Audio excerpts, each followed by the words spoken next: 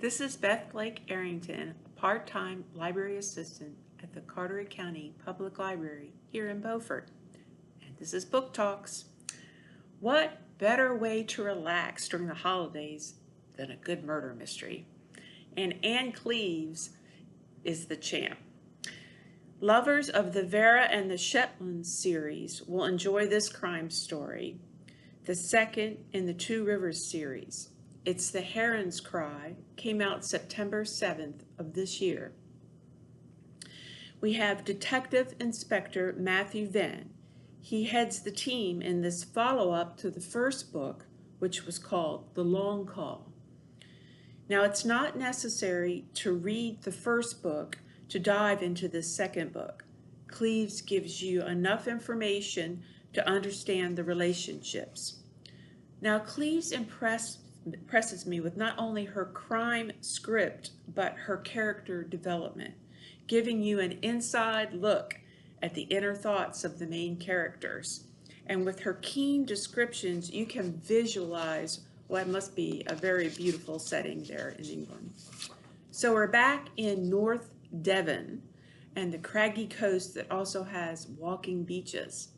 There's tourism, development, investments, all the pressures that we experience in our own coastal community echo throughout Cleves' depiction. Now, it's a hot summer, tourists abound, and Venn gets called to a crime scene at the home of a group of artists. It's a murder scene, but it's elaborate. A shard of glass has been used to kill Dr. Nigel Yeo, a fragment of his glassblower daughter's broken vase. But why? He's a good man, tended his wife during Alzheimer's until her death, a public servant, a doctor who now advocates for patients, apparently a good old round bloke, loved by his daughter Eve. And Eve is a good friend of Jonathan, Matthew's husband.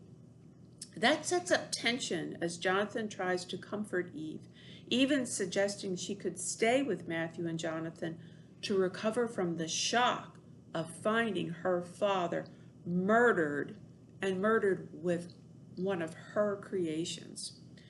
But it's not protocol for the detective inspector. Then you have it, a second murder, a fellow artist, and with yet another shard of the glassblower's pottery. Is someone setting up the daughter? Or the owner and benefactor of the artist compound? Because it was his vase that was used in the second murder. Cleves masterfully weaves in characters and their stories and their lies, and how they all intertwine in that community.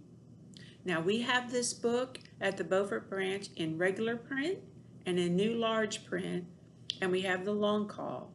And as well, we have several of the Vera and Shetland books. Come in and check them out, and happy sleuthing.